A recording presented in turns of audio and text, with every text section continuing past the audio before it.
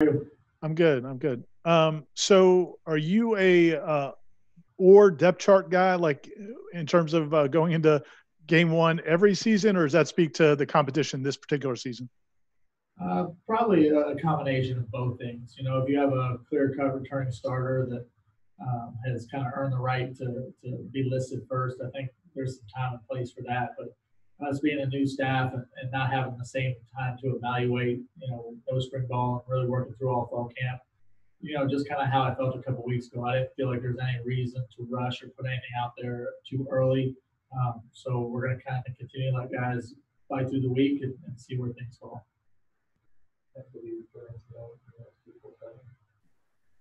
Hey, Coach, how's it going? Hey, Brennan. So I want to get your thoughts on TravisJay. He's listed as a co-starter at both the return positions. I guess to have that athleticism to where you could say punt returner, kickoff returner potentially. I guess what has he done in camp to stand out in that regard?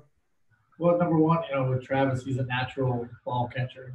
He just kind of has a knack, whether it's in the punt return game or kickoff return game, to really put himself in position, in terms of judging the ball and its depth. And he catches the ball really well with his hands.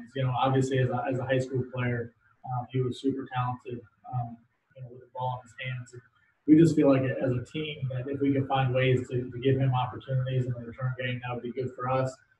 But there's several guys back there that are getting work, and I think you'll end up seeing more than one guy back there throughout the course of this game, really out throughout the course of the season. So Trav is one of those guys that's really stood out to this point, but there's several guys who've really done a nice job.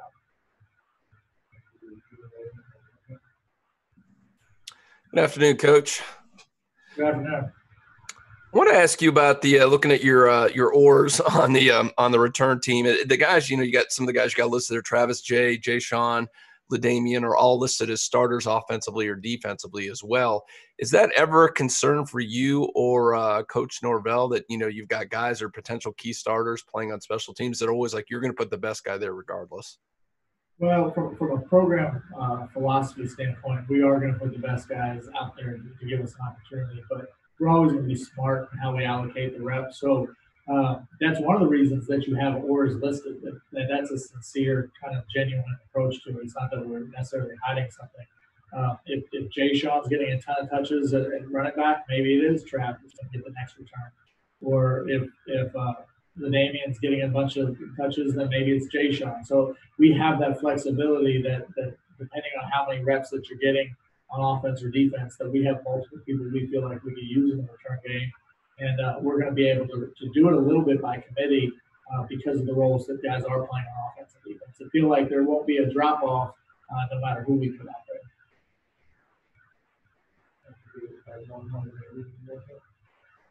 Coach, you'll be coaching the defensive ends, and the offense is going to be on the field, and you got to coach your defensive ends, but you also have to kind of be mindful of like punt unit having to roll out there. Just how do you balance? I mean, it's not new for you, but how do you go about balancing those sort of duties that are going on simultaneously?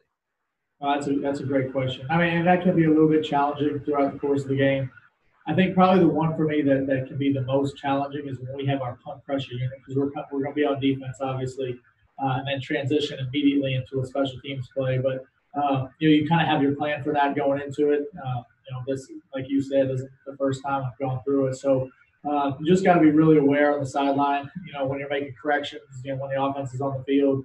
You got to kind of always have one eye on the down and distance because you got to have the punt team ready. And then when we're on defense, you got to have in your mind kind of as third down is going, what your thoughts are for punt pressure. So you got to kind of be a multitasker. But probably the two easier units are the kickoff cover and kickoff return because there's always kind of a break there when you have a change of possession. But no, you're right. But it something that I have a lot of experience doing. But it does take an ability to kind of switch gears really fast. We haven't seen the kickers since we saw them briefly in the spring. I know Parker's got a really strong leg.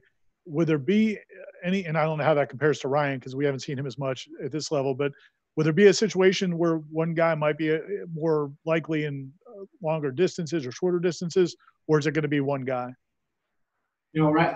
Ideally, you'd like it to be one guy because, what you don't really want to do is have guys guessing when it's their opportunity to go in based off of field position.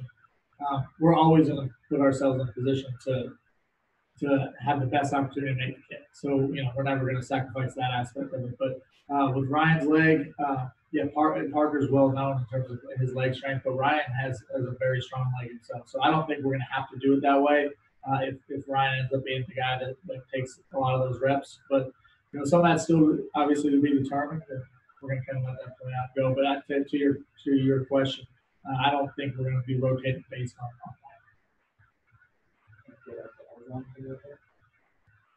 You've coached with Nick Saban, and you've coached with guys that are not Nick Saban. Not trying to say that Coach Mike Norvell might be a Nick Saban, but just when you've been around a guy like Nick Saban, you just see how organized he is, how meticulous, how maniacal he kind of approaches every sort of thing. I guess that's what we call coaching. But what does that do for the confidence of 18, 19-year-old, 20-year-old kids when they have a coach who's so detail-oriented? And does Mike kind of bring that sort of comfort, do you think, so far, looking at these kids practicing and getting prepared? Well, I think the way Coach Norvell approaches everything, I think he brings confidence to the entire organization. That's coaches included along with the players, just because there really is no stone that is unturned in terms of preparation. We have a plan for every contingency that could happen in the game. We went through our mock game the other day, and every situation that could possibly come up, we go through.